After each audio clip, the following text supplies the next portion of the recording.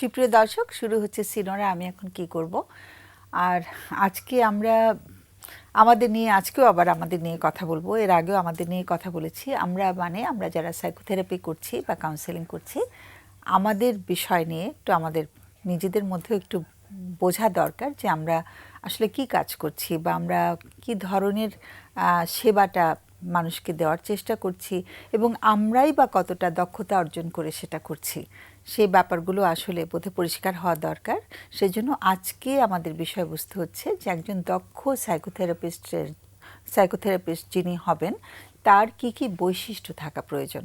তার তো অনেকগুলো বৈশিষ্ট্য তার এমনিও হয়তো ব্যক্তিত্বের মধ্যেই রয়েছে, কিন্তু দক্ষ সাইকোথেরাপিস্ট হতে গেলে তার কিছু বৈশিষ্ট্য একদম ভীষণভাবে দরকার হয়। কারণ তিনি নিজেকে সামনে নিয়ে বসছেন, তার কাছে যিনি সেবা নিতে এসছেন তার সামনে উনি নিজেকে নিয়ে বসছেন, নিজের পুরো ব্যক্তিত্ব নিয়ে বসছেন। কাজেই তার ব্যক্তিত্বটি তো ডেফিনেটলি একটি ইম্পর্টেন্ট রোল প্লে করছে এবং তার কিছু বৈশিষ্ট্য অলরেডি তার মধ্যে আছে, চারিত্রিক বৈশিষ্ট্য।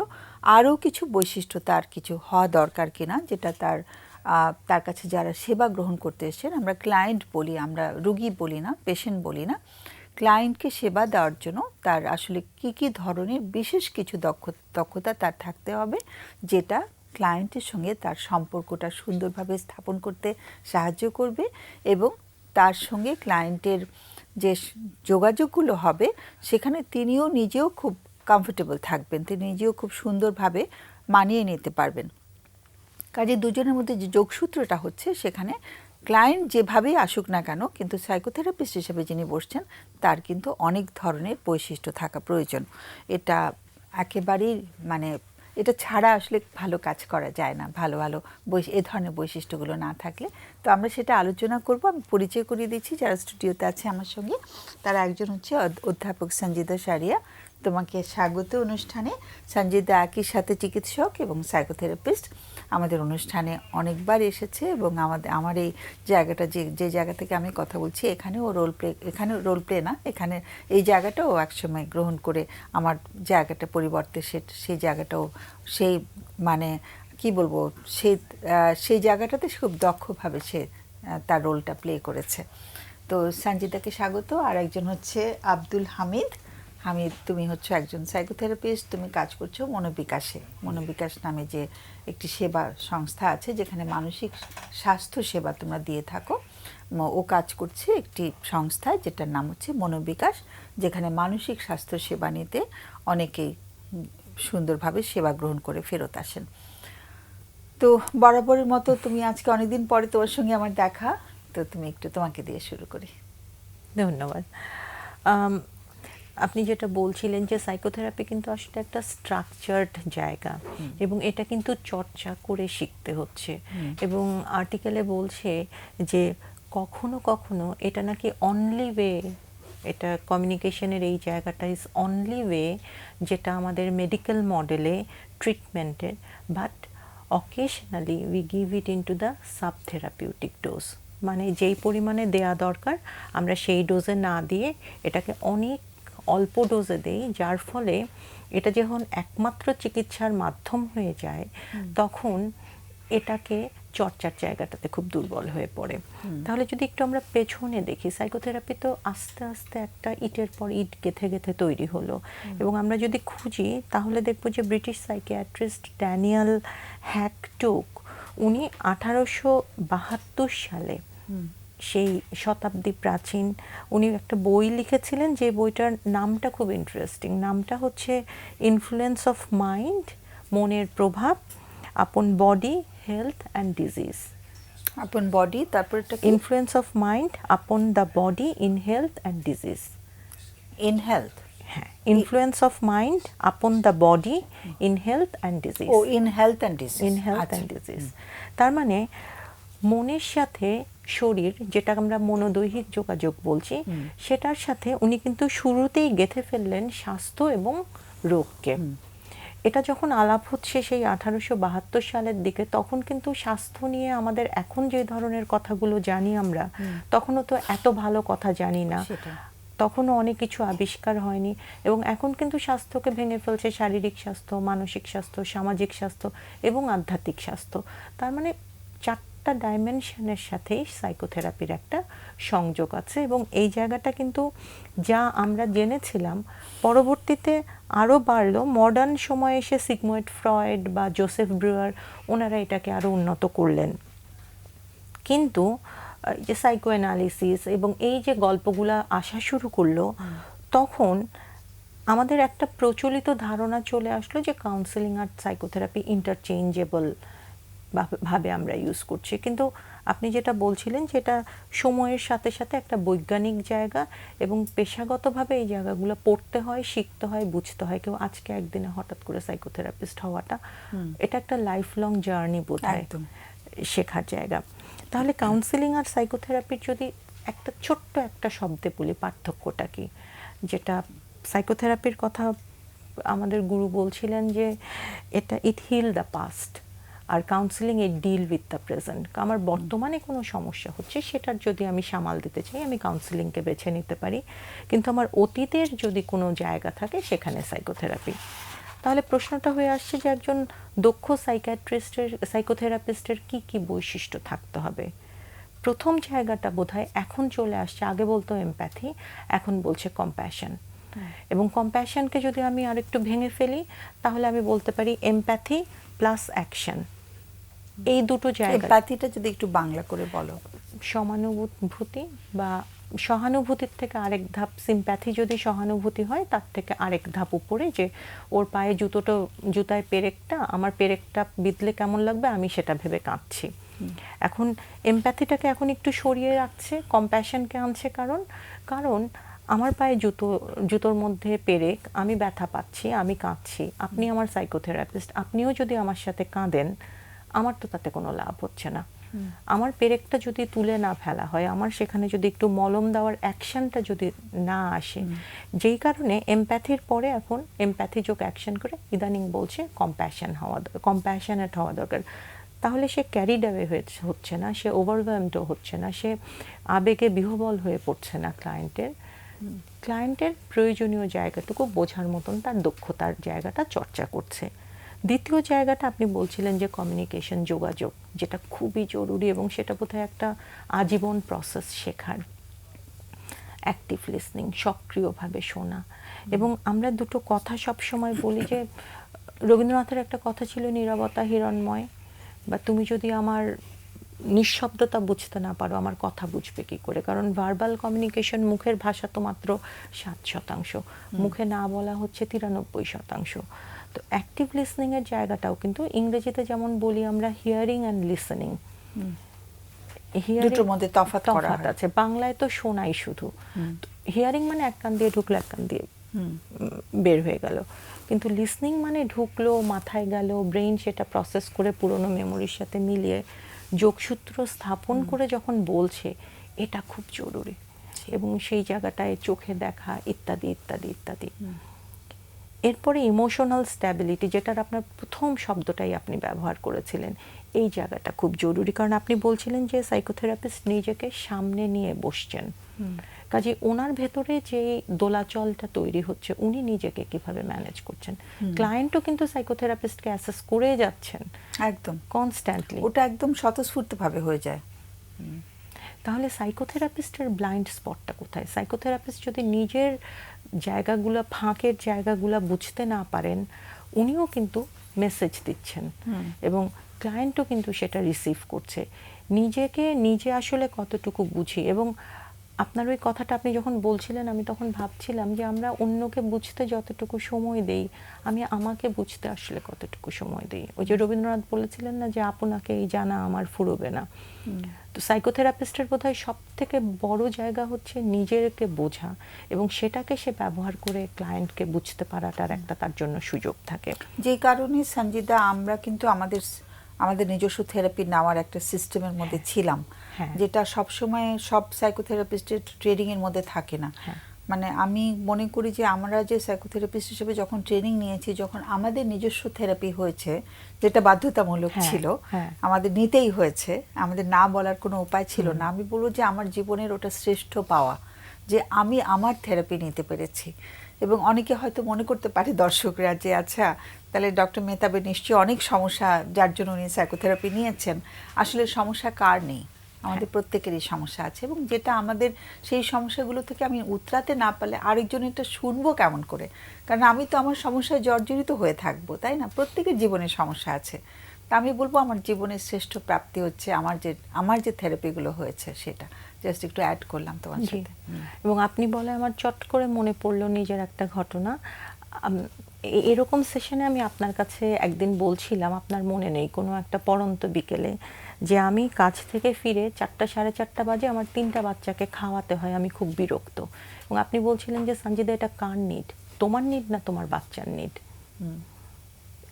মানে ওই যে আমার নিডটাকে আমি কখনোই না ধরে আরেকজনের নিডটাকে ফুলফিল করব, এটা তো হয় না। হয় না। এবং আমি আমাকে যদি না চিনি আমি কখনোই ভালো সাইকোথেরাপিস্ট হতে পারবো না। সেটাই। সঞ্জিতা একটা ফোন নিয়ে আসি, আমাদের বিরতির সময় হয়ে যায় তো জি। আবার ফোনটা নিয়ে আসি। সুন্দর একটা জায়গায় ছিলাম আমরা। হ্যালো। জি, আসসালামু আলাইকুম রহমতুল্লাহ। ওয়ালাইকুম সালাম। শুনছি আমরা সবাই। জি আমরা সবাই শুনছি। জি আচ্ছা, আমি কি বলবো? হ্যাঁ হ্যাঁ, শিওর। আপু হচ্ছে আমার হঠাৎ মানে মাথাটা যদি কোনো টেনশন করি বা কোনো পাস্টের কিছু কথা মনে করে, তখন আমার মাথাটার মাঝখানে এমন ভাবে টপকাইতে থাকে, আচ্ছা। তখন আমি মানে সহ্য করতে পারি না। আর হচ্ছে যে এই, মানে হঠাৎ করে কিছু কথা আমি বুঝতে পারি না। সরি, কোনটা বুঝতে পারছি না? মানে আমি ওই যে অনেক কথা মনে রাখতে পারি না। মনে রাখতে পারছি না, আচ্ছা। বয়সটা কত? বয়স হবে 40-এর উপরে হবে। আচ্ছা, ওকে। কথা মনে থাকছে না, আর আর কি? মাথার মাঝখানে ব্যথা করে, মাথার মাঝখানে অনেক ব্যথা। কথা হ্যাঁ হ্যাঁ মনে রাখতে পারি না, হুম, এটাই। আচ্ছা। মনে রাখতে পারছি না, মাথার মাঝখানে ব্যথা। হ্যাঁ হ্যাঁ সেটার জন্য কোনো ডাক্তার কি দেখানো হয়েছে? হ্যাঁ, গতকালকে আমি একজন নিউরোলজি ডাক্তার দেখাইছি। উনি আমাকে ওষুধ দিচ্ছেন, হুম। ওগুলো আমি খাচ্ছি। আর মানে কতদিন? কোনো আতঙ্কিত কথা শুনলেই মাথার ভিতরে যেন কেমন করে, মানে কেমন করাটা আমি বলে বুঝাতে পারি না। আর যখন গভীর ঘুম আসে, হঠাৎ করে চোখটা খুলে যে বুকটা ভেঙে যায়, আর আচ্ছা। মাথার মাঝখানে কেমন যেন একটা ব্যথার অনুভব হয়। মনে হচ্ছে যে রগটা কি লাফাইতেছে মাথার, না কাটতেছে, না এরকম কি যেন মনে হয়, অনুভব হয়। বাসায় কে কে আছেন? বাসায় আমার হাজবেন্ড আছে, আমার শাশুড়ি আছেন, আমার 2টা ছেলে মাদ্রাসা বোর্ডিং এ থেকে পড়াশোনা করে, আর ছোট ছেলেটা আমার সাথে আছে। 3টা ছেলে? জি জি আচ্ছা। বড় দুটো ছেলে মাদ্রাসায় পড়ছে আর ছোট ছেলেটা সঙ্গে আছে? জি আচ্ছা। আর শাশুড়িও আছেন সঙ্গে, তাই তো? জি জি আচ্ছা আচ্ছা। অতীতের কথা মনে পড়লে খুব কষ্ট হয়। অতীতের কোন কথাগুলো, কি ধরনের কথা? মানে কোনো আতঙ্কিত কথা শুনলেই কেমন যেন নার্ভাস লাগে। নিজেকে কিরকম সামলাতে আতঙ্কিত পারি না। কথা একটা উদাহরণ দেওয়া যেমন যাবে? যেমন হ্যাঁ, আমি আমার এবার রমজানে আমি ভীষণ ভাবে অসুস্থ হয়েছি। তো এই এত বছর বয়সে আমি এত অসুস্থ হই নাই। মনে হচ্ছে যে আমি প্রতি মুহূর্তে মারা যাব, এরকম একটা ভয় আমার ভিতরে কাজ করে। কাজ আচ্ছা। করলেই আমি এরকম মানে আতঙ্কিত একটা ভাব হয়েই মাথার মাঝখানে যেন কেমন করে, ওইটাই আমি সামলাইতে পারি না। হ্যাঁ, আতঙ্কিত কথা একটা উদাহরণ দেওয়া যায়। একটা তো হচ্ছিল রমজানের সময় ভীষণ ভয় লেগেছিল, ভীষণ অসুস্থ হয়ে গেছিলে, কিন্তু কোন ধরনের কথাগুলো শুনলে আরো বেশি ভয় লাগে, ভয়টা বেড়ে যায়? কি ধরনের কথা? যেমন যেমন কেউ মারাত্মক ভাবে অ্যাক্সিডেন্ট হলো, আচ্ছা। বা মৃত্যুর একটা সংবাদ, বা আমি যে মারা যাবো, আমার কি অবস্থা হবে, মানে এরকম কিছু কথা মনে পড়লেই মাথাটার মাঝখানে যেন কেমন করে। কেউ অ্যাক্সিডেন্ট করেছে সেটা শুনলাম, আরেকটা হচ্ছে যে আগে কোনো কিছু ঘটেছে সেটা থেকেও আমি অসুস্থ বোধ করছি। হ্যাঁ, কোনটা হ্যাঁ, হচ্ছে বেশি? পারিবারিক ভাবে সংসারে বিভিন্ন ধরনের টেনশন, বা টেনশনটা তো থাকাটাই স্বাভাবিক। হুম। উত্তেজিত টেনশন, এগুলা ইদানিং আমি মনে করতেই পারি না, করার সাথে সাথে মাথাটার মাঝখানে যেন কেমন করে। আচ্ছা, পারিবারিকভাবে যে যদি কোনো আগে কোনো অশান্তি কিছু হয়ে থাকে সেগুলো মনে পড়লে তখন মাথাটা ধরে যায়। হ্যাঁ, হ্যাঁ, হ্যাঁ। আচ্ছা আচ্ছা, ওকে। এমনি কেমন চলেছে, মানে ছোটবেলা থেকে জীবনটা কেমন ছিল, বিয়ের পরে জীবনটা কেমন ছিল, একটু যদি শুনতাম। হ্যাঁ, ওই সময় খুব ভালো ছিল। বিয়ের পরও মোটামুটি ভালো মন্দ মিলাই ছিল। একেবারেই যে ভালো ছিল বিষয়টাও তা না, আচ্ছা। আবার একেবারেই যে খারাপ ছিল তাও না, মোটামুটি ভাবে দিনগুলো যাচ্ছিল। আহ, বিয়েটা কি পরিবারের মাধ্যমে হয়েছে নাকি জানাশোনার মধ্যে হয়েছে? না, না, পারিবারিকভাবে? জি, পারিবারিক ভাবে। হ্যাঁ, আচ্ছা, পড়াশোনা কতটুকু? এই এসএসসি পরীক্ষা দেই নাই। আচ্ছা, অল্প বয়সে বিয়ে হয়ে গেছে? না, না, আচ্ছা, কত বছর বয়সে বিয়ে হয়েছে? 20-21 হবে। কত? 20-21 20-21। এরকম হয়। বিয়ের জীবনটা কি ভালো মন্দ মিলিয়ে কেটেছে? হ্যাঁ, হ্যাঁ, জি, জি।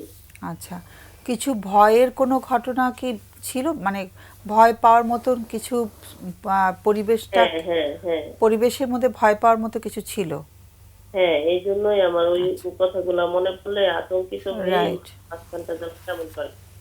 ছোটবেলায়ও কি আতঙ্কিত না, হওয়ার না, মতো? না, না, না। ছোটবেলায় কিছু হয় না, বিয়ের পরে যা হবার হয়েছে, তাই হ্যাঁ, তো? জি। সেই কথাগুলো মনে পড়লে এখন মানে আবারও খুব অসুস্থ লাগে, তাই তো? হ্যাঁ, হ্যাঁ, হ্যাঁ। সেই কারণে মাথাটা কি হয়, মাথার মধ্যে কি হতে থাকে? মানে মাথার মাঝখানটায় মনে হচ্ছে যে কোনো কাজ করে না। আর আমি এতভাবে একটা কথা, যেমন আমার হাজবেন্ড একটা কথা আমাকে বলে গেল, ওই কথাটা আমি বারবার মনে করতে চেষ্টা করি, কিন্তু আমার মনে আসতেছে না। ইদানিং এই কাজটা হইতেছে, আগে ও, ভুলে যাচ্ছ? হ্যাঁ, হ্যাঁ। আচ্ছা আচ্ছা, ওকে। তো তাহলে তো অনেক কষ্ট হচ্ছে। এমনি খাওয়া দাওয়া, অন্যান্য ঘুম টুম এগুলোর কি অবস্থা? খাওয়া দাওয়া ভালো। ঘুম হচ্ছে না। ওই যে গভীর ঘুমটা যখন আসে তখন হঠাৎ করে চোখটা খুলে যায়, আর শরীরটা ধড়ফড় করে কাঁপায়, আর মাথার মাঝখানটা যেন কেমন করে। ওইটাই আমি সহ্য করতে পারি না। আচ্ছা, ওকে। একটু লাইনে থাকতে হবে, আমাদের অতিথিরা তো মানে আছেন এখানে, একটু ওদের কোনো প্রশ্ন থাকতে পারে, একটু ওদেরকে জিজ্ঞেস করি কোনো প্রশ্ন আছে কিনা, কেমন? একটু লাইনে থাকতে হবে কষ্ট করে। হামিদ কোনো প্রশ্ন করবে? আচ্ছা, একটু বলবেন আপনার সন্তানদের সাথে আপনার সম্পর্কটা কেমন? জি, ভালো। শাশুড়ির সাথে? জি, সবার সাথে আমার ভালো সম্পর্ক। ভালো সম্পর্ক।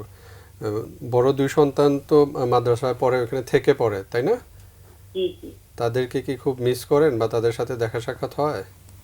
হ্যাঁ, আমার ছেলেটার সাথে প্রতিদিন দেখা হয়, ওকে খানা দিয়ে আসি। বড় ছেলেটা মাসে একদিন বাসায় আসে।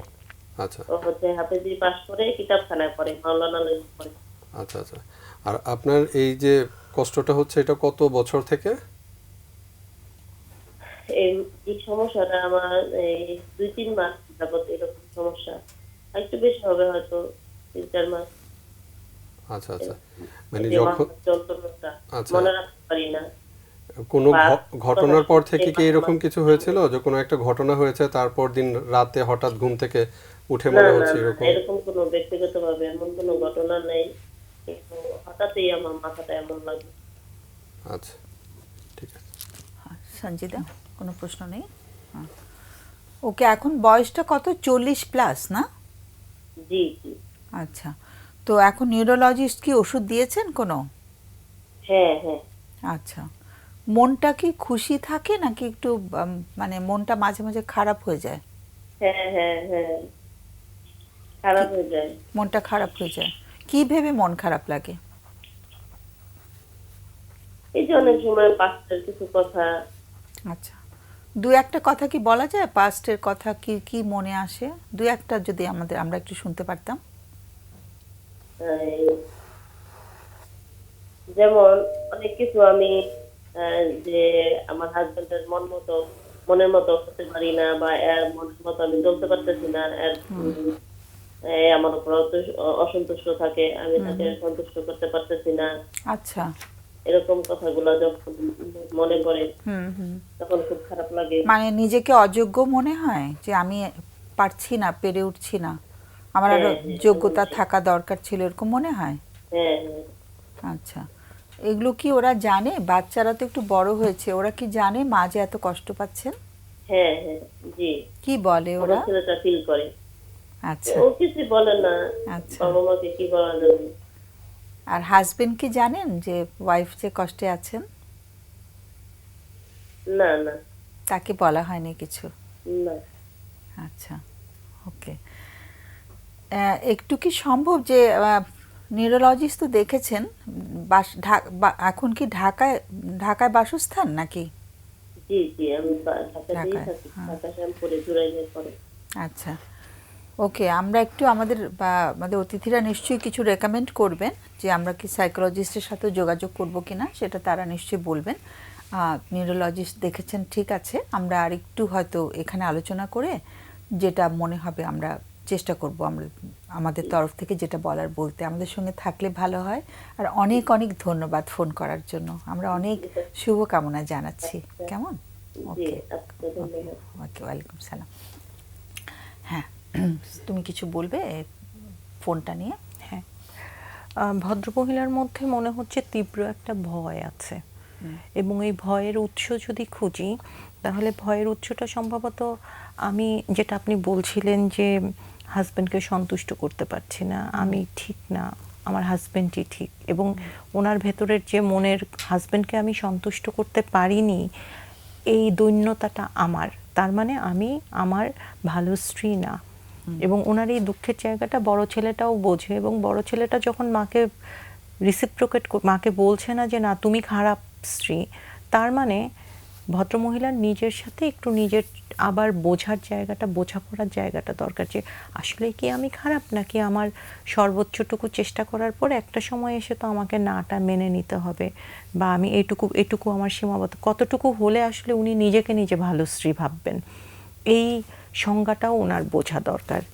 কাজে ভয়ের জায়গাটাকে খুব জরুরি দরকার, এবং এটাকে খোঁজার জন্য আজকের বিষয়ে সাইকোথেরাপি খুব ভালো একটা উপায় বলে উনি ভাবতে পারেন। দ্বিতীয় জায়গাটা হচ্ছে ওনার ভেতরে কিন্তু একটা ডেথ ডিনাইং কালচারও আছে, মৃত্যুকে ভয় পাওয়ার জায়গাটা, যেটা ইদানিং চিকিৎসা বিজ্ঞানে গত 60 থেকে 70 বছর 80 বছরে তৈরি হয়েছে, যে মৃত্যুর কথা শুনলে ভয় লাগে, আমি মারা যাচ্ছে কিনা ভয় লাগে। কিন্তু আমাদের কালচারে তো মৃত্যু প্রথম থেকেই ছিল, আমরা তো খুব সহজভাবেই নিয়েছি, কিন্তু এখন কেন হচ্ছে, এটাও একটা চিন্তার জায়গা। এবং এই দুই চাপ না নিতে এখন যখন আর শরীর মানে মন নিতে পারছে না, শারীরিক ক্রিয়া আসছে, এবং ওনার মনোদৈহিক সাইকোসোম্যাটিক রেসপন্স হচ্ছে, যার জন্য ঘুম ভাঙলে ওনার খারাপ লাগছে। এবং একটু যদি বাংলায় বলো ভালো হয়। যেটা ঘুম ভাঙলেই উনি বলছেন যে শরীরটা কেঁপে যাচ্ছে, হাত পা কাঁপছে, এবং উনি কিন্তু প্রথমেই শুরু করলেন যে মাথার মাঝখানে কষ্ট হচ্ছে, ব্যথা সহ্য করতে পারছি না, কোনো কিছু বুঝতে পারছি না, সব কিছু মনে হচ্ছে যে ফাঁকা হয়ে যাচ্ছে, এই জায়গাগুলা। তার মানে মনোদৈহিক চাপ, দীর্ঘমেয়াদী ভয়, মন আর নিতে পারছে না, শারীরিক প্রতিক্রিয়া, এই টোটাল কথাটাই কিন্তু ওনাকে জানানো হচ্ছে, ওনার মনই ওনাকে জানাচ্ছেন। এবং এই মনের ভাষাটা বোঝার জন্য কিন্তু আসলে সাইকোথেরাপি আজকে বিষয়ের সাথে ওনার এই জায়গাটা খুবই সংলগ্ন, আসাটা জরুরি। নিউরোলজিস্ট দেখেছেন, ওষুধ দিয়েছেন, খুব ঠিক আছে, ওষুধগুলো খান, সেটার সাথে কোনো বিরোধ নেই, কিন্তু অবশ্যই ওনার একদম সরাসরি সাইকোথেরাপি শরণাপন্ন হলে উনি আরাম পাবেন। একজন সাইকোলজিস্ট যিনি প্রশিক্ষণ নিয়ে কাজ করছেন, হ্যাঁ, এরকম কারো কাছে উনি কাছে। ঢাকা বিশ্ববিদ্যালয়ে যেতে পারেন, যেখানে 4 তলা এবং 5 তলায়, যেহেতু ঢাকায় থাকে, সেবা দেওয়া হয়, মানে কি বলে, কলা ভবনের 4 তলা এবং 5 তলায়, সেখানে উনি খোঁজ করতে পারেন আর কি। হ্যাঁ, সেখানে আসতে পারেন। আরেকটা জায়গা হচ্ছে আমরা বয়স। ঘুরে আসি সঞ্জিতা, বিরতির সময় হয়ে গেছে, তুমি একটু মাথায় রাখো পয়েন্টটা। সুপ্রিয় দর্শক, আমরা ছোট্ট একটা বিরতিতে যাচ্ছি, বরাবরের মতন ফিরে আসবো একটু পরে, আমাদের সঙ্গে থাকবেন।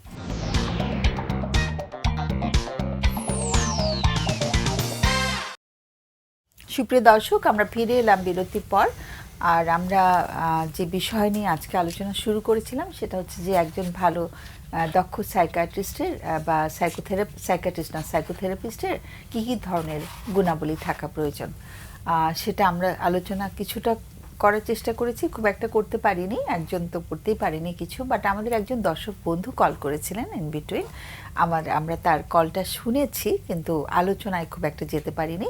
তো আমরা একটু দর্শকের যে ফোনটা ছিল সেটা নিয়ে একটু আলোচনা করি। আশা করি দর্শক আমাদের সঙ্গে আছো, তুমি একটু শোনো আমাদের কথাগুলো, যদি কোনো উপকার হতে পারে, উপকার করতে পারি আর কি। এবং আমাদের দুজন অতিথি হয়তো কিছু বলবেন। আমি থামিয়ে দিয়েছিলাম সঞ্জিদা তোমাকে, তুমি একটু এই দর্শকের ফোন নিয়ে যদি কিছু বলো।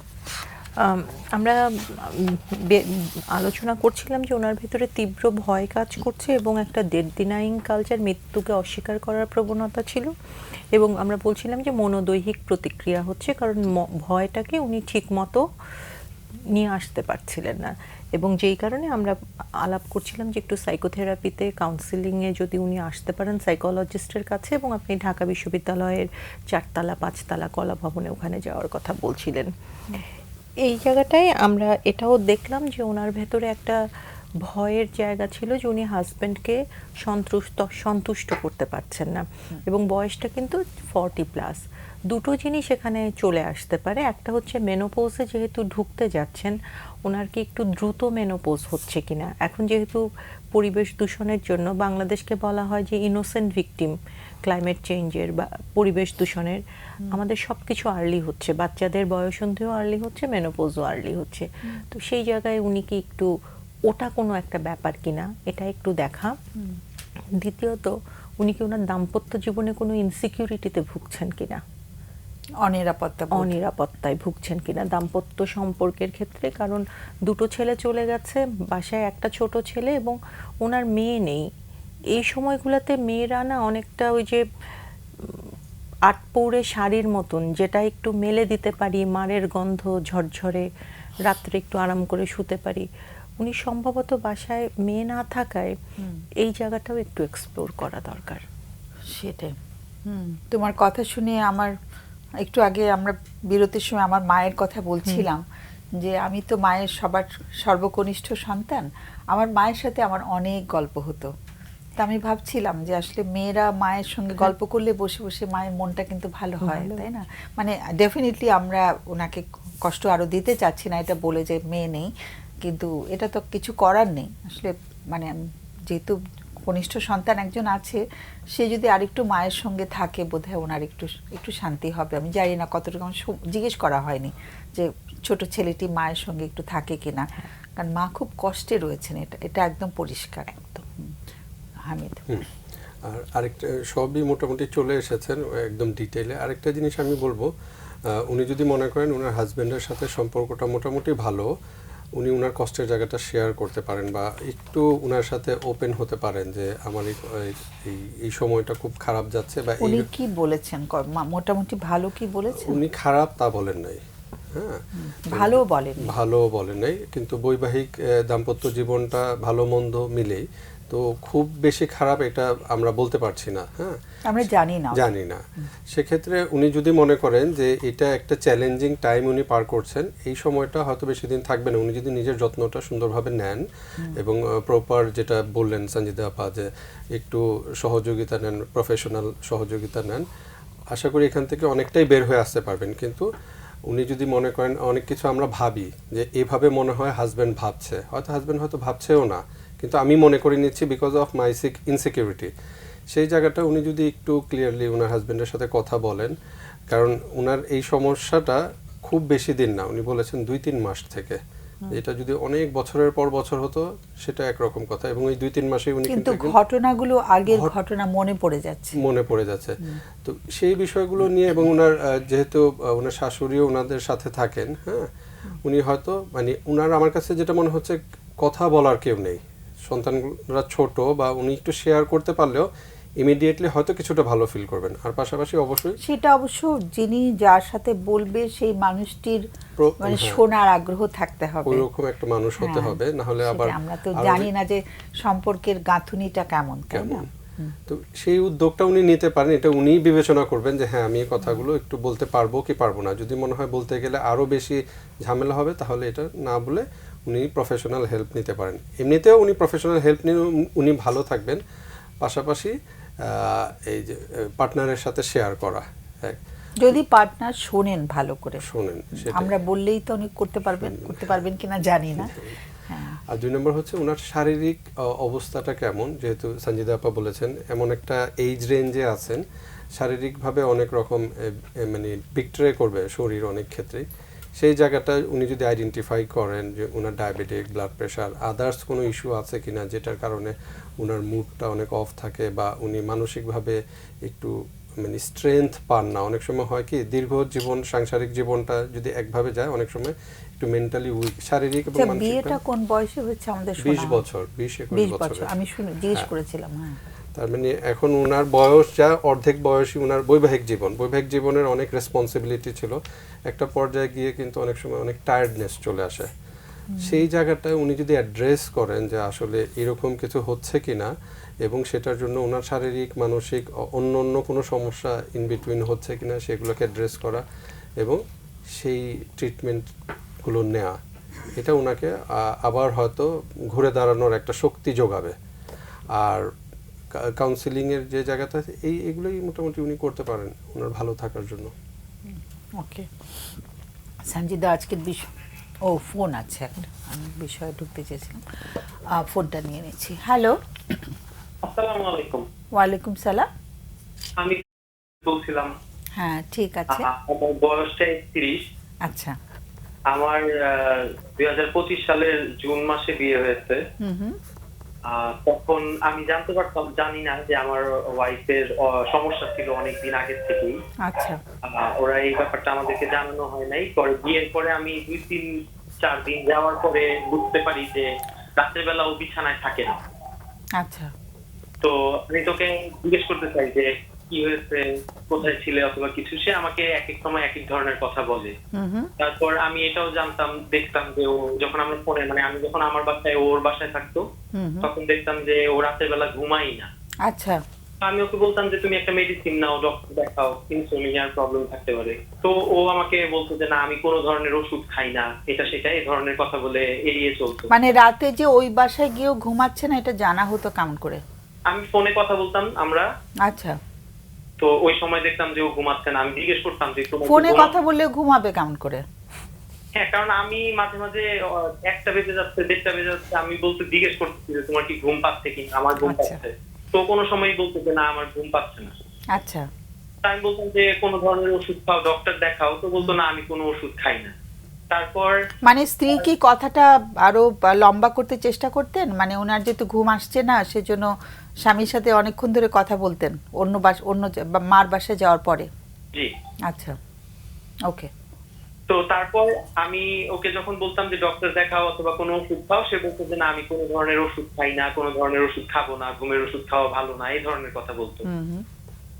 এর আগে আমাদের বিয়ের আগে ওকে জানানো হয়েছিল ওর ফ্যামিলি থেকে যে ওর ভাই একটা বাইক অ্যাক্সিডেন্টে মারা গিয়েছিল 2022 সালে। আচ্ছা।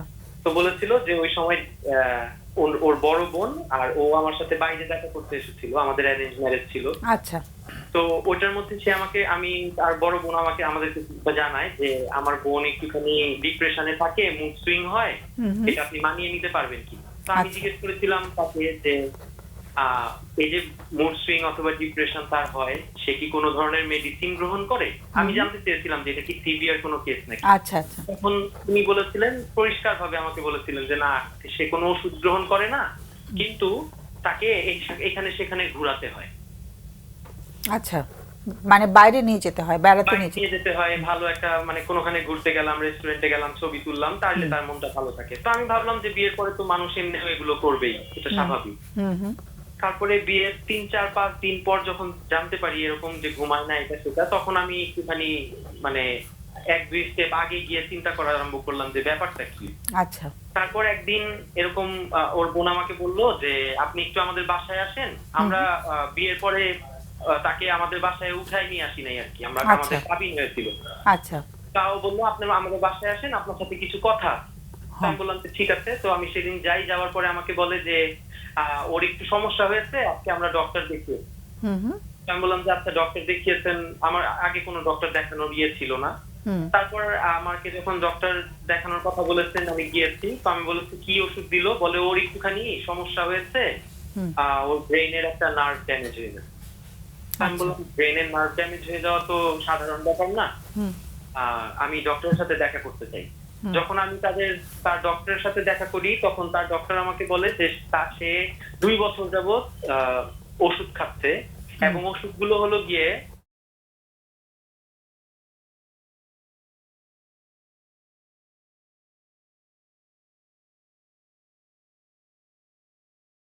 আচ্ছা এই 4টা ওষুধ সে একটা টাইম একই বেলায় মানে রাত্রে বেলা 4টা ওষুধ খাচ্ছে। তার এইগুলো খাওয়ার পরেও অনেক সময় ঘুম আসে না।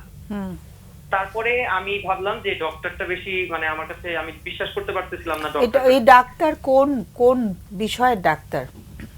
ডক্টর স্লিপ মেডিসিনের ডক্টর। Sleep medicine? হ্যাঁ, ওনার নাম হলো, না নামটা জানার দরকার নেই, মানে ওনার বিষয়টা কি? Sleep medicine? হ্যাঁ, উনি স্লিপ মেডিসিনের ডক্টর। ওনার প্রেসক্রিপশনটা আমার হাতে এখন নেই, কিন্তু আমার কাছে ছবি তোলা আছে অন্য একটা ফোনে। হ্যাঁ, কিন্তু স্লিপ মেডিসিনের ডাক্তার তো এরকম তো কোনো ডাক্তার আমাদের শোনা মতে এরকম ডাক্তার তো পাইনি। এর জন্য আমার কাছে একটুখানি সন্দেহ হয়, আমি তার উপরে বিশ্বাস করি না। আমি তখন উনি আমাদেরকে কিছু টেস্ট দেয় এবং কিছু ওষুধ প্রেসক্রাইব করে, যেগুলো পরে আমার ওয়াইফ তার বড় বোনের কথা শুনে সেগুলো কন্টিনিউ করে না। আচ্ছা। তারপরে যখন আবার আমরা নেক্সট ট্রিটমেন্টে, মানে নেক্সট ভিজিটে যাই, তিনি আমাদেরকে বলেন যে, মানে তিনি বুঝতে পারেন যে এরা তো আমার প্রেসক্রিপশনের ওষুধ অথবা আমার সেবা গ্রহণ করতেছে না। ওই ডাক্তারের ব্যাকগ্রাউন্ডটা কি ছিল যার কাছে পরে গেল? যার কাছে পরে গেলেন উনি স্নায়ু, কি বলে এটাকে, স্নায়ুর ডক্টর ছিলেন। আচ্ছা। নিউরোলজিস্ট। আচ্ছা, ওকে। তারপর উনি যেহেতু দেখলেন যে ওনার সেবা গ্রহণ করতেছেন না, তখন উনি বললেন যে, উনি আমার ওয়াইফকে জিজ্ঞেস করে যে তুমি কি এখনো শ্বশুর বাড়িতে গিয়েছো? তো বললো না। কবে যাবে? বললো এতদিন পর। বললো এতদিন পরে এসো। কারণ আগের ওষুধগুলোই কন্টিনিউ করেছে, তার কোনো ওষুধ তিনি গ্রহণ করেন নাই এগুলির জন্য। এখন আমার প্রশ্ন হলো দুইটা। একটা হলো যে আমাদের আরো বিভিন্ন ধরনের সমস্যা হচ্ছে, এবং এক সময় আমি কিছুদিন তারপরে অনেক দিন পর আমি জানতে পারি যে সে আমাকে না বলে তার একটা বন্ধুর সাথে দেখা করতে যায়। আচ্ছা। হ্যাঁ, রেস্টুরেন্টের মধ্যে তাদের ছবি আমি ফাইন্ড আউট করি, তার সাথে ওই ছেলে বাসায় দেখা করতে আসে, তারা তাদের উপরে দেখা করে। তো বিভিন্ন ধরনের জিনিস নিয়ে আমি ফ্রাস্ট্রেটেড হয়ে পড়ি।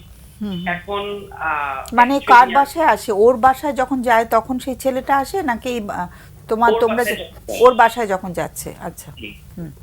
তো তারপর আমি এগুলো জানার পরে আমি আরো ফ্রাস্ট্রেটেড হয়ে পড়ি, এবং একটা টাইমে আমাদের মধ্যে একটা দাম্পত্য কলহের সৃষ্টি হয়।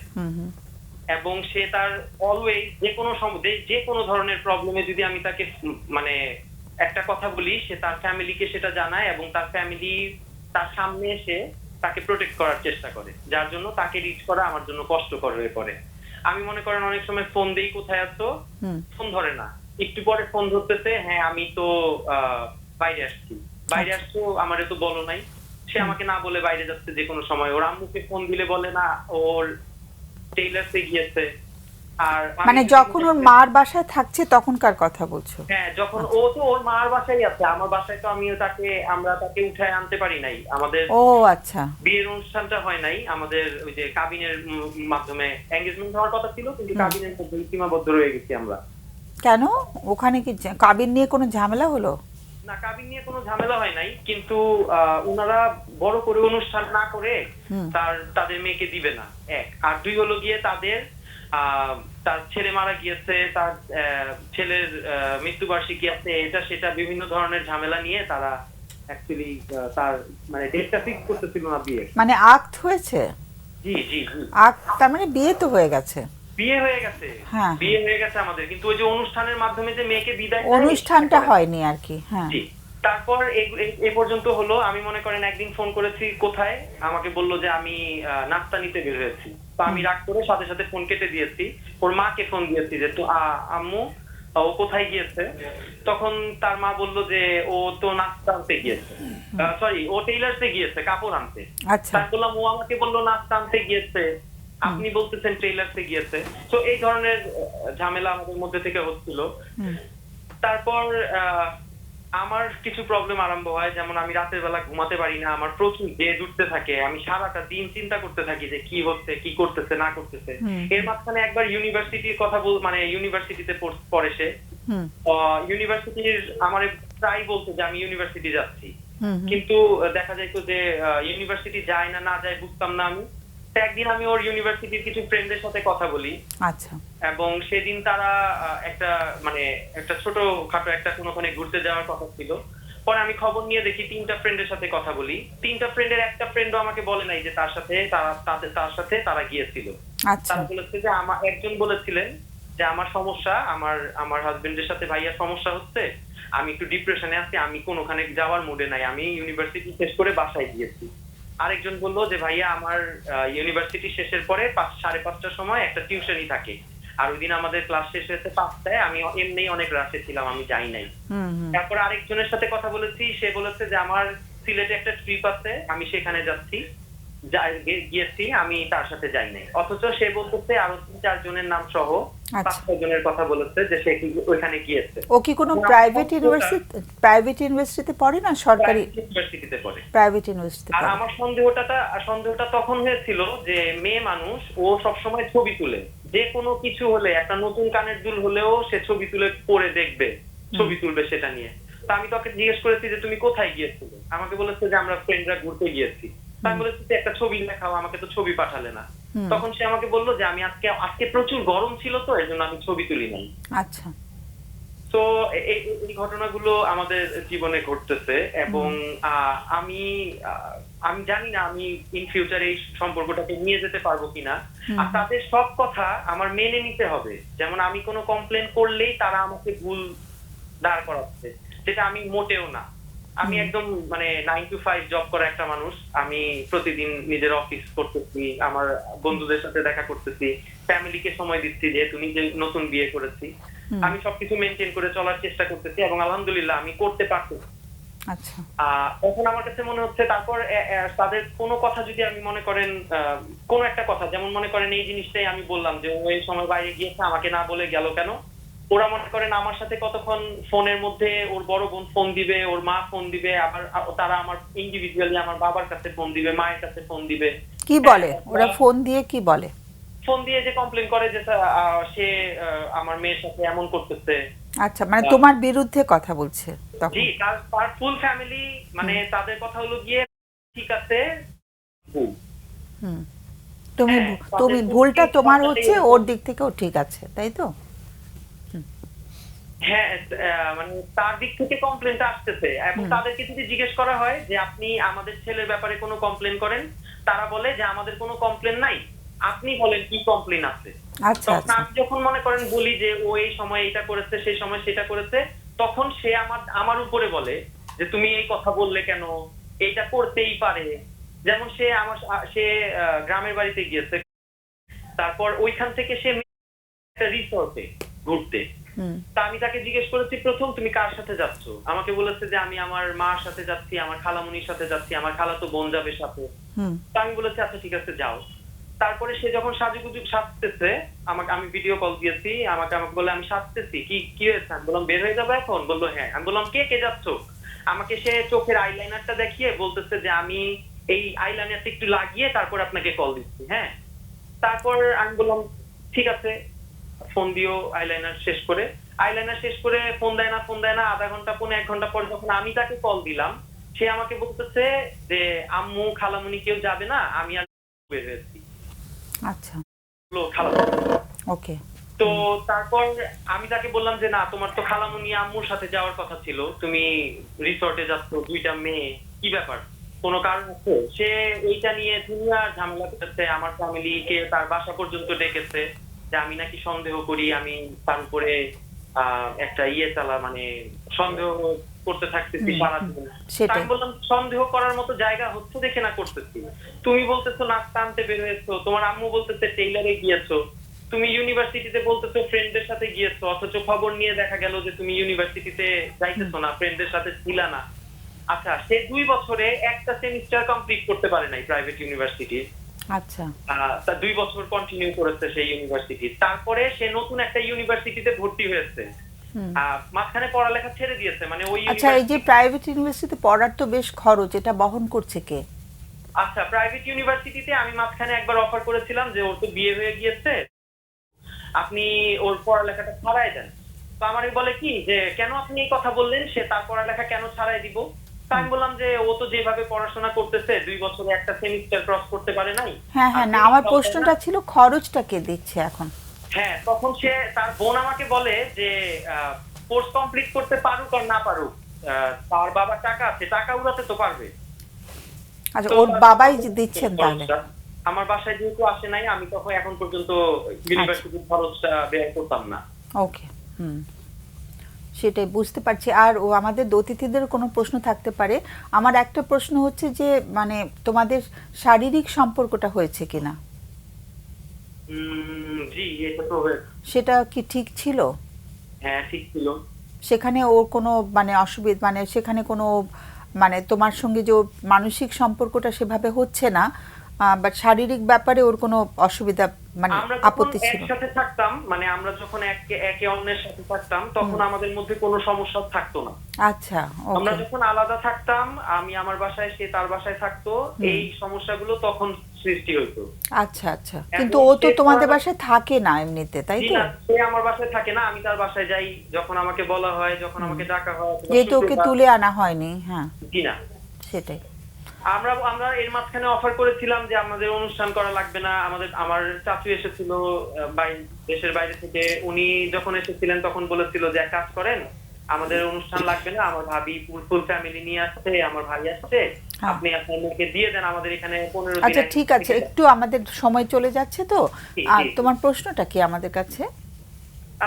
অ্যাকচুয়ালি এই যে আমি চাচ্ছি যে ও যে এতগুলো ওষুধ খায়, এগুলো তো অনেক মানে খুব শক্তিশালী। আমি এই ওষুধ একটা একটা করে খেয়ে দেখেছি, আমি উঠতে পারি না ঘুম থেকে। হ্যাঁ, যেদিন আমি ওই একটা করে ওষুধ যেদিন খেয়েছি, তো ও একটা মেয়ে মানুষ, ওর বয়স মাত্র 22।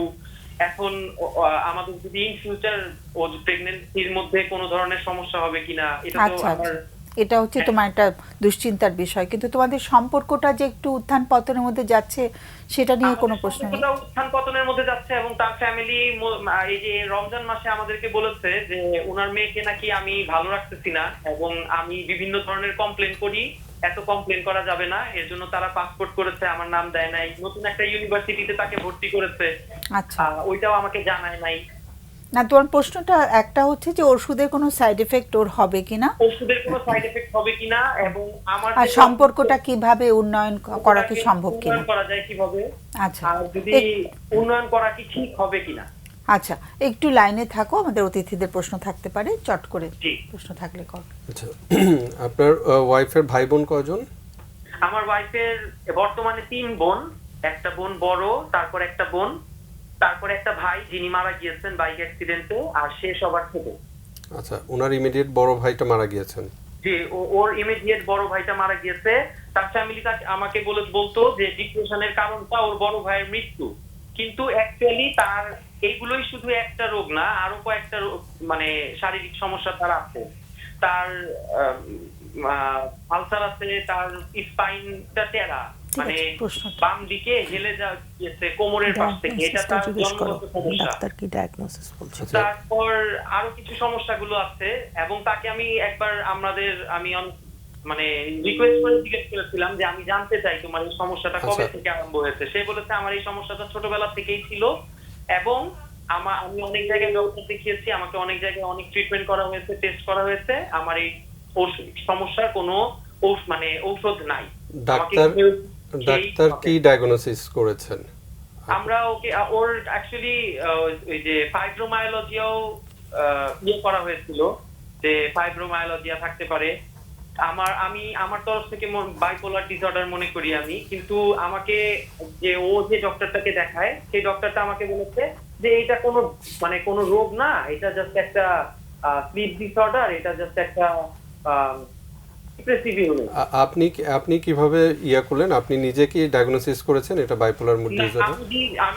আমি ডায়াগনোসিস করি নাই, কিন্তু আমার কাছে ওষুধগুলো যেহেতু এই ধরনের, আর সে কথায় কথায় রেগে যায়, একটুখানি কথা হলেই খুব রাগ, আবার নরমালি ঠিক হয়ে যায়, হাসাহাসি করতেছে, হাসি খুশি।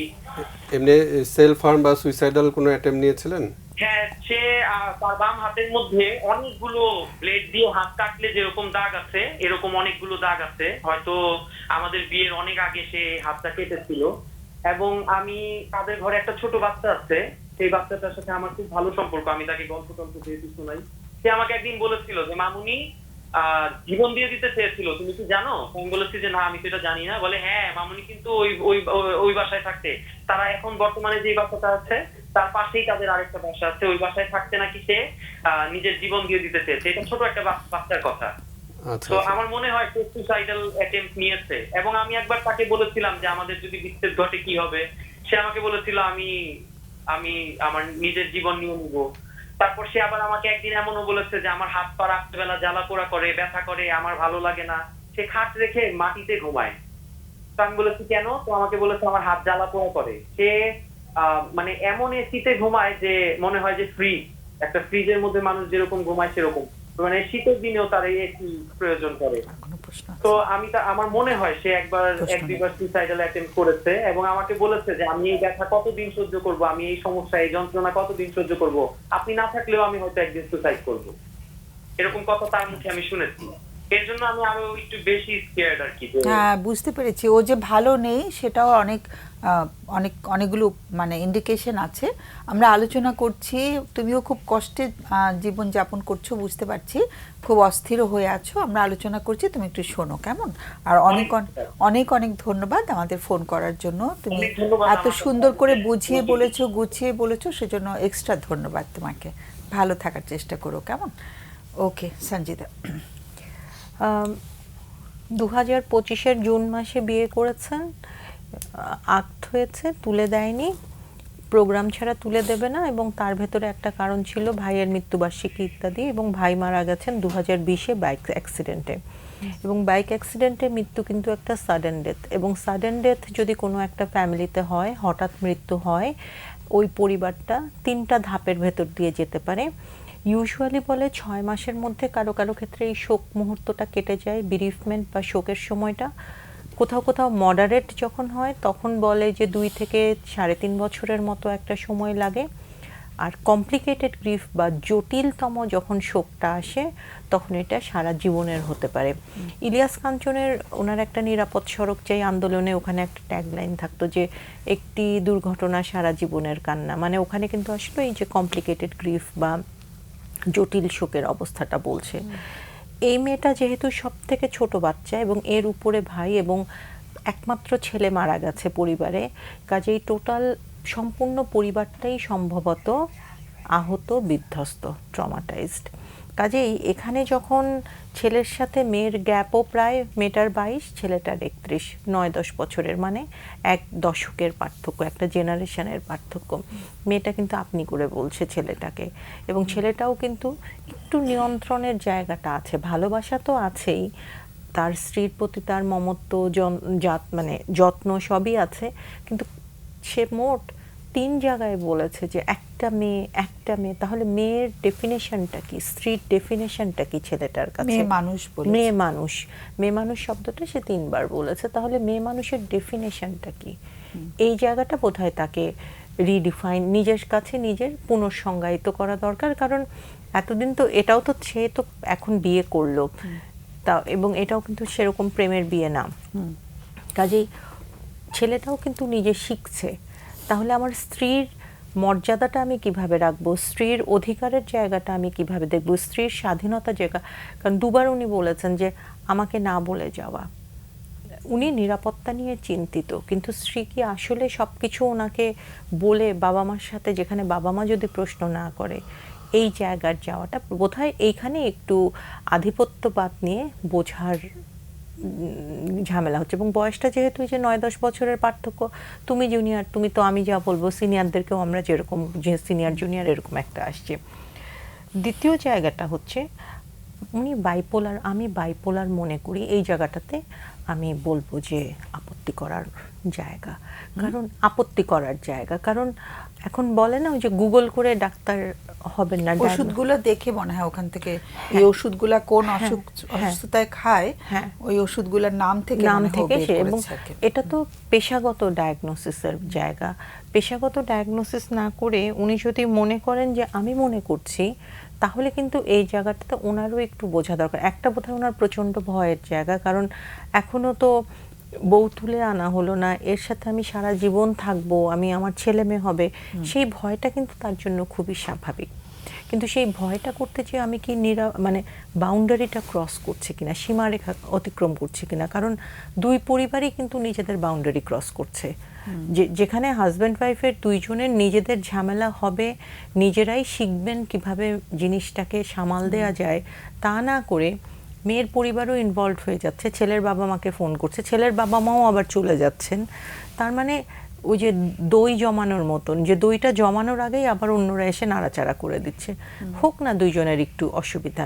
এবং আমি মনে করি এই আজকের এটার তো রেকর্ডিং ইউটিউবে চলে আসবে, দুই পরিবারও কি একটু দেখতে পারে কিনা, যে দুইজনের মধ্যে ঝামেলাটা হোক, পরিবার সাথে থাকুক, কিন্তু ওদের ঝামেলা ওরাই একটু, পরিবার অনেক বেশি যত্ন করতে যেয়ে খোড়া বানিয়ে দিচ্ছে কিনা সম্পর্কটাকে।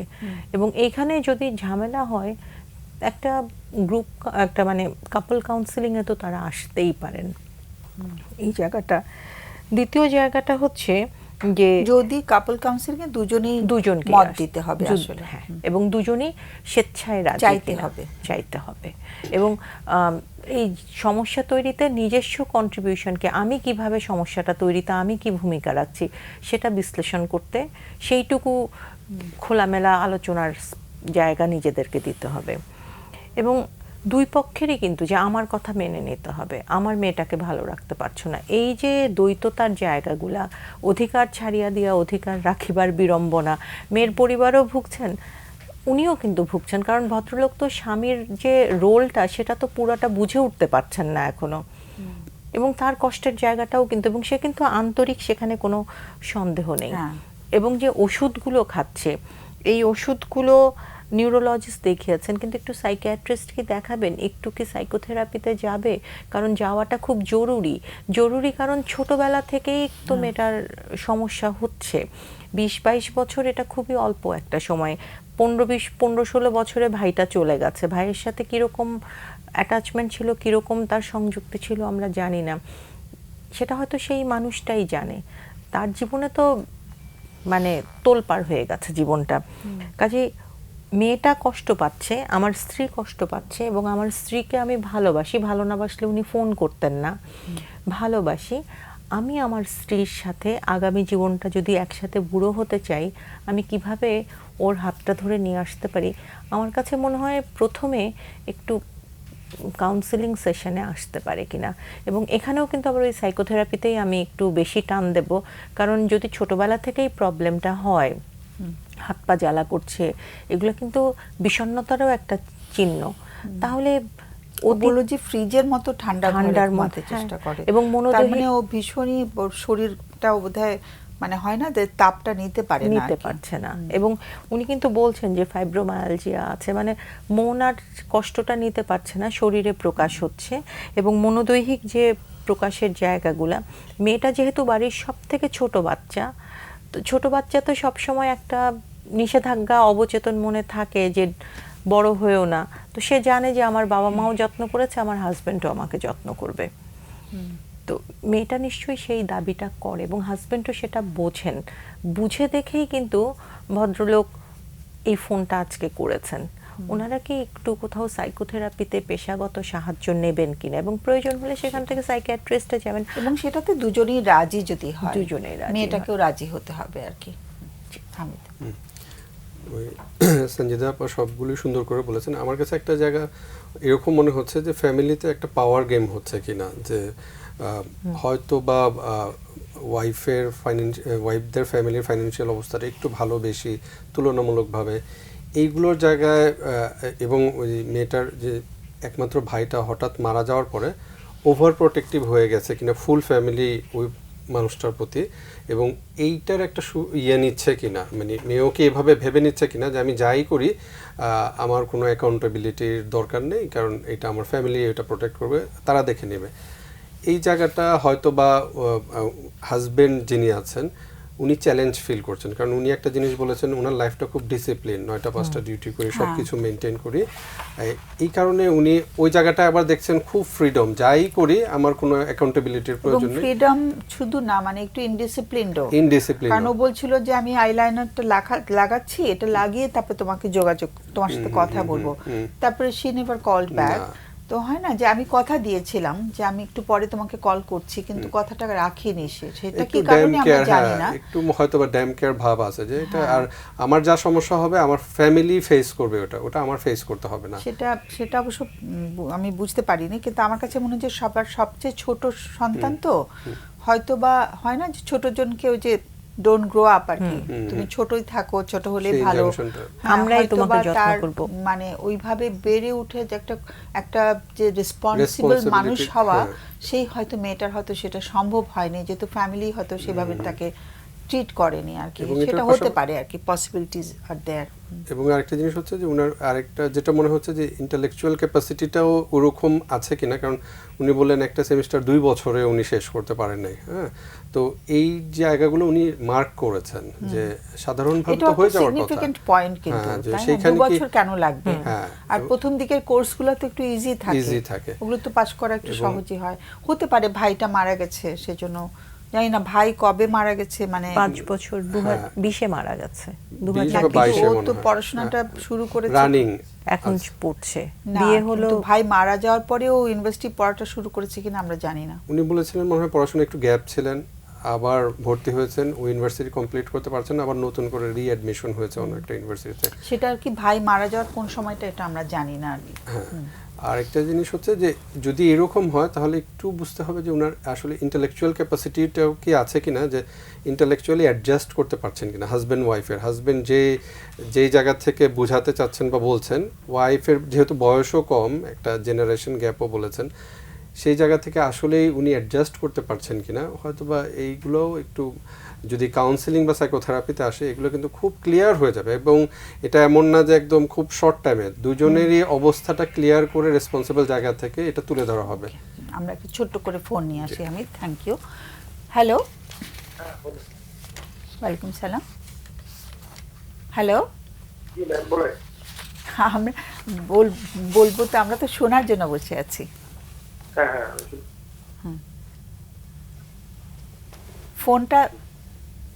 ফোনটা তো করা হয়েছে আমাদেরকে। হ্যাঁ ম্যাম, হ্যাঁ আমি বলছি। হ্যালো, হ্যাঁ আমার কিছু বলবো? হ্যাঁ হ্যাঁ শিওর, প্লিজ একটু তাড়াতাড়ি বলতে হবে। হ্যাঁ, আমার ছেলে আছে, ওর বয়স 16। বয়স কত? 16 বছর। 16 বছর, আচ্ছা। ও 16। হ্যাঁ, 16 ইয়ার্স। হ্যাঁ, এখন ওর বয়সটার সাথে আমি আমার বড় ছিল। ও বড় ছেলে। তারপর এখন ও এখন ঠিক হয়ে গেছে। ও এখন ড্রাগ এডিক্টেড। আচ্ছা আচ্ছা, ওকে। ড্রাগ নিচ্ছে। কতদিন ধরে? এটা 2 বছর হবে। ও অনেক অল্প বয়সে ধরে ফেলেছে। ওকে, 2 বছর ধরে এডিক্টেড। তারপর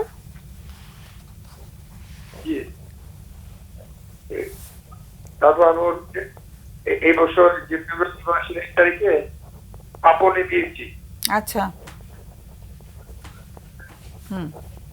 আপনে দেওয়া হয়েছে কবে?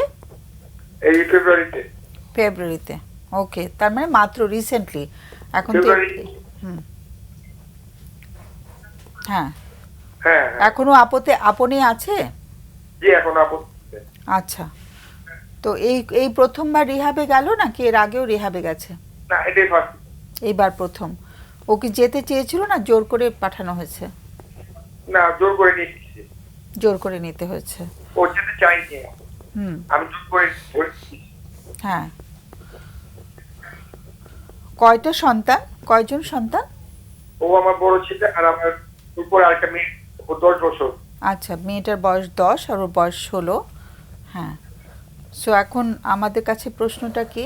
তো তারপর হলো আমার আরেকটা ছেলে আছে ওর বয়স 8 আড়াই। এরপর আরেকটা ছেলে আছে। না 8 বছর সরি, 8 বছর। 8 বছর। 8 বছরের একটি ছেলে, আর যেই ছেলেটিকে আমরা, যার কথা আমরা শুনছি, ওর বয়স হচ্ছে 16, আর একজন 8 বছর, আর একটা 2 বছর, আর আরেক এ হলো 10 বছর আর 10 বছর একজন। আচ্ছা, ওকে। মানে হ্যাঁ। 3 ছেলে তিনটাই ছেলে। জি আচ্ছা, ওকে। এখন বড় ছেলে কি ঝামেলা আছে এখন আমি হ্যাঁ, পুরো পুরো শান্তিতে নাই হুম, এখন বলতেছে আমার বাচ্চা মেয়ে আমার ভালো লাগে না এটা সেটা আব্বু আম্মু দেখতে আসে না? না আমরা দেখতে যাই তো ঠিক আছে আচ্ছা, প্রতি সপ্তাহে যাচ্ছি ঠিক আছে আচ্ছা। কি বলে, ওখানে থাকতে চায় না চলে আসতে চায়? ও থাকতে চায় না বাসায় নিয়ে যাও আচ্ছা, ওকে। ও চলে আসতে চায় ও কি ড্রাগ নিচ্ছিল সেটা কি জানা গেছে? হ্যাঁ হ্যাঁ ইয়াবা। আচ্ছা, জি ওকে। জি জি ইয়াবা হুম হুম। ও বন্ধু বান্ধবের সঙ্গে নিয়েছে? হ্যাঁ আমার একজন ভাই হ্যাঁ হ্যাঁ বন্ধু বান্ধব সব কিছু। আচ্ছা আচ্ছা। ও কি পড়ছিল, পড়াশোনা কি করছে এখন? পড়াশোনা করতে শুধু শিখছে 6-এ, জি ক্লাস 6-এ। ওকে, হ্যাঁ। হ্যাঁ হ্যাঁ আগে মাদ্রাসা পড়তো তো এই এডিক্টেড হওয়ার থেকে ওরা স্কুলে দিয়েছিলাম স্কুলে দেওয়ার পর থেকে চিন্তা আসছে মাদ্রাসা থেকে স্কুলে আনা হয়েছে অ্যাডিক্টেড হওয়ার পরে? না না না আমার থেকে আগে পরে স্কুলে দেওয়ার পরে এডিক্টেড হয়েছে মাদ্রাসা থেকে যখন স্কুলে গেল, নর্মাল স্কুলে আসলো, তখনও অ্যাডিক্টেড হয়ে গেল, তাই তো? জি জি মাদ্রাসায় কি ও থাকতো, থেকে পড়াশোনা করতো? জি জি জি মাদ্রাসা থেকে আচ্ছা, তখন অ্যাডিকশন ছিল না? না না তখন আচ্ছা, তখন সুস্থ ছিল। তো হ্যাঁ, ও কি স্বীকার করেছে যে ও যে অ্যাডিকশনে আছে? ও কি স্বীকার করে? হ্যাঁ হ্যাঁ কি আচ্ছা, করে কিভাবে ধরা পড়লো যে অ্যাডিকশনে ঢুকেছে যে? ওটা দেখে বুঝতে পারছি এবং কি ম্যাডাম কথাটা একটু কেটে কেটে আসছে। জি হ্যাঁ, মানে আমি একটা বোঝা যাচ্ছে। কথাটা না একটু কেটে কেটে যাচ্ছে, আর একটু পরিষ্কার শুনতে পারলে ভালো হতো। ম্যাডাম আমি নিজেরই করি উনি রিকভারি। নিজেও recovery. Oh, you are also a recovering addict. আচ্ছা আচ্ছা, ওকে। কতদিনের ছিল অ্যাডিকশনটা? ইয়েস ইয়েস কত তবে আমি ওর ভালো হচ্ছি কত এখন আমার বয়স কত আপনার? আমার কত? 38 38। আচ্ছা, ওকে। কিন্তু এখন আর অ্যাডিকশনে নেই? আচ্ছা, একটু হ্যাঁ, একটু প্রশ্নগুলো একটু আমাদের অতিথিদের কোনো প্রশ্ন নেই তোমাদের? আমাদের কাছে প্রশ্নটা কি আজকে? জি প্রশ্ন আছে প্রশ্নটা একটু শুনতে চাই, আমাদের সময় প্রায় শেষ হয়ে এসছে তো। এখন আমি কিভাবে ওকে আমরা বের করতে পারি এখান থেকে, এরকম? না এখন আমি কি করবো হ্যাঁ, কি করা যেতে পারে? ঠিক আছে, ওকে বের করে নিয়ে আসবো না ফোন রাখবো আচ্ছা, গুড কোয়েশ্চেন। ঠিক আছে, অনেক অনেক ধন্যবাদ। হ্যাঁ, অনেক অনেক ধন্যবাদ ফোন করার জন্য। আমরা আলোচনা করছি, আমাদের সময় প্রায় শেষ হয়ে গেছে। আমরা দরকার হলে আবার সামনের অনুষ্ঠানেও আবার যোগাযোগ করব যদি দরকার মনে করি। আমরা একটু শুনলে ভালো হয়। হ্যাঁ, আমাদের অতিথিরা বলবেন এখন। হ্যাঁ, কে বলবে প্রথমে?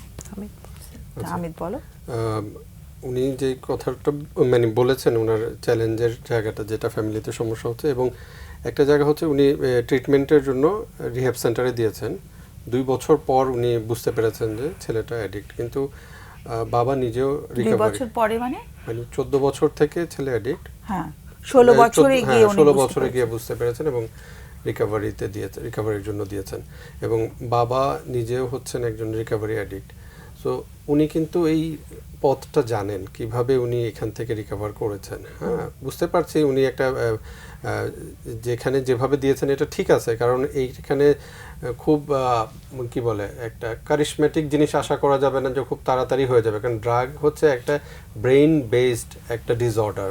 হ্যাঁ, এটা কোন একবার ডিসঅর্ডার ব্রেন বেস না, না, সব এটা ডিসঅর্ডার হচ্ছে তো কি ব্রেন একটা থেকে হয়। কেমিক্যালের প্রতি একটা তীব্র ডিপেন্ডেন্সি চলে আসে, সেটা অনেকভাবে মানসিকভাবে বললেও বা আমরা হয়তো ভার্বালি বললেও যে না আমি আর করব না, কারণ যে রিহ্যাব সেন্টারের লাইফটা খুব সুন্দর না, মানে ওইখানে একটু কষ্ট করতে হয়। তো এই কষ্টগুলো কেউই নিতে চায় না, সাধারণত কেউই নিতে চায় না। সেক্ষেত্রে বাবা মা হিসাবে এই কষ্টগুলো লাগবে, কিন্তু এটা একটা দীর্ঘমেয়াদী প্রক্রিয়া। রিকভারি ট্রিটমেন্টের জন্য একটা দীর্ঘমেয়াদী একটা স্ট্রাকচার এবং সায়েন্টিফিক গাইডলাইন বেসড ট্রিটমেন্ট না নিলে এখান থেকে বের হওয়া খুবই ডিফিকাল্ট, কারণ এটা একটা ক্রনিক রিল্যাপসিং ডিসঅর্ডার, মানে এটা যে কোনো সময় আবার রিল্যাপস হতে পারে। সো আবার ফিরে আসতে পারে। উনি হয়তো 1 বছর 2 বছর একটু ক্লিন থাকার পরও আবার যে কোনো সময় রিল্যাপস করতে পারে। সো এটা একটা ধৈর্য নিয়ে দীর্ঘ সময়ের যাত্রা, সেই যাত্রাটায় ওনাকে প্রফেশনাল হেল্পের মধ্যেই থাকতে হবে। এখান থেকে ওরকম কোনো সিগনিফিকেন্ট সাজেশনের কোনো আমার কাছে মনে হয় না ওরকম কিছু আছে। উনি যে জিনিসটা চেক করতে পারেন যেখানেই ট্রিটমেন্টে দেন, সাইকিয়াট্রিক ট্রিটমেন্টের পাশাপাশি কাউন্সেলিংটা হচ্ছে কিনা উনি একটু খোঁজ নিয়ে দেখতে পারেন, যে যেহেতু ছেলেটা অ্যাডাল্ট না, হ্যাঁ অ্যাডোলেসেন্ট পিরিয়ডে, তার যে তীব্র ক্ষোভের জায়গা আছে কিনা বা কিভাবে সে অ্যাডিক্টেড হলো, কেন হলো, এই জায়গাগুলো দেখে একটু পাশাপাশি কাউন্সেলিং করলে উনি বেটার ট্রিটমেন্ট পাবেন। আর রিহ্যাবগুলো তো আসলে কাউন্সেলিংটা খুব জরুরি। আমি জানি না আপনের কথা আমি জানি, কিন্তু যিনি আপন স্টার্ট করেছিলেন ব্রাদার রোনাল্ড, উনি বোধহয় নেই এখন।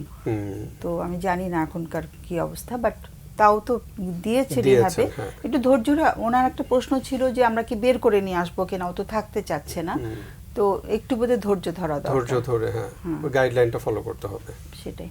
সঞ্জিতা। বাবার বয়স এখন 38 এবং ছেলের বয়স 16, তার মানে বাবা এবং ছেলের বয়সের পার্থক্য প্রায় 22 বছরের মতন। তার মানে বাবাও কিন্তু একটু আর্লি বাবা হয়েছেন একদম। এবং এর মধ্যে ওনার এই তো বড় ছেলে না, এটাই বড় ছেলে, এবং এরপরে মেয়ে 10 বছর, ছেলে 8 বছর। তার মানে উনিও কিন্তু বাবা হওয়াটা বড় ছেলের মাধ্যমেই শিখছেন, এবং উনি নিজেও যেহেতু রিকভারি, আমরা জানি যে এই ধরনের মাদক আমাদের মস্তিষ্কের একটা গাঠনিক পরিবর্তন করে ফেলে। কাজে উনি যেই জায়গা থেকে বাবা হিসেবে প্যারেন্টিং করছেন, সেই জায়গাটাও বোধহয় একটু ওনার আলাপ করার অবকাশ আছে। সেই জায়গাটা ওনার নিজেরও বোধহয়, যেটা একটু সাইকো এডুকেশন বা নিজেরও একটু প্যারেন্টিং সম্পর্কে বোঝার জায়গাটা জরুরি। এটা একটা খুব জরুরি জায়গা। এবং প্যারেন্টিংটা বাংলায় যদি বলো কি অর্থ? আমি যে বাবা হচ্ছি, আমি বাবা হয়েছি, ছেলের সাথে বাবার আচরণ করছি, বাবা হিসেবে আমার আসলে কোন কোন আচরণগুলা করাটা ছেলের জন্য দরকার, এবং কোন কোন আচরণগুলো আমি ওই ট্র্যাডিশনাল ওয়েতেই করে আসছি, আমার দাদা করেছে, তার দাদা করেছে সেরকম। এখন যদি আমরা কাউকে হাঁস মুরগি পালতে দেই, শেষ করতে হবে, হ্যাঁ তাড়াতাড়ি শেষ। আমাদের 50 বছর আগের হাঁস মুরগি পালা আর এখনকার পালা তো এক না। কাজে প্যারেন্টিংও বাবা দাদা যা করেছেন এখনকারটা তা না। উনি কি একটু নিজেও নিজের ব্যাপারটা দেখতে পারেন কিনা, আর বের না করাটাই বোধহয় আপাতত ভালো। এখন না বের করে আনাটাই ভালো, একটু থাকুক কিছুদিন। দুজনকে অসংখ্য ধন্যবাদ। সময় একদম শেষ। আজকে আমাদের ফোন মোটামুটি এসছে, ভালো যে আমরা কিছুটা সময় পেয়েছি ফোনের মধ্যে। আবার দেখা হবে ইনশাল্লাহ। সুপ্রিয় দর্শক, আমাদের এবার বিদায় নেবার পালা, একেবারে শেষ ঘন্টা বেজে গেছে। আর আগামী অনুষ্ঠানের বিষয়বস্তু হচ্ছে যারা আমাদের ক্ষতি করে তাদেরকে আমরা ক্ষমা করতে পারি, আর ক্ষমা যখন করতে পারছি না তখন আসলে কার ক্ষতি হচ্ছে, তো সেই জায়গাটা নিয়ে আমরা আলোচনা করব। তো আগামী অনুষ্ঠানে আবার দেখা হচ্ছে ইনশাল্লাহ। সে পর্যন্ত সবাইকে অনেক ধন্যবাদ এবং শুভকামনা জানিয়ে শেষ করছি। শুভরাত্রি।